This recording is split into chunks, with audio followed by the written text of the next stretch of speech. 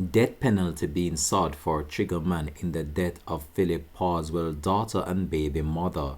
Hi again and welcome. This is Links 007 TV News Report, and we'll be right back with the full details to come. Welcome to Links 007 TV News Report, providing you with the best in local and international news updates.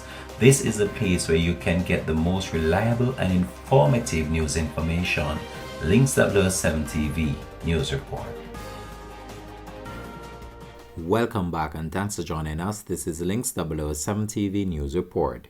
The Director of Public Prosecution, Paula Llewellyn, has indicated that the Crown is seeking the death penalty against David Simmet.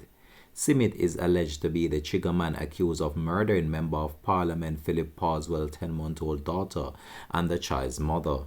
He was served with a notice in the Home Circuit Court on Wednesday during the court proceedings, where Leota Bradshaw, Roland Balford were present.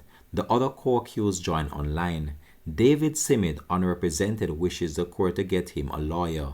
A legal aid assignment was ordered for him. 10-month-old Sarah Parwin and her 27-year-old mother Tashina Patterson were abducted from their home on Gilmore Drive in St. Andrew on September the 9th.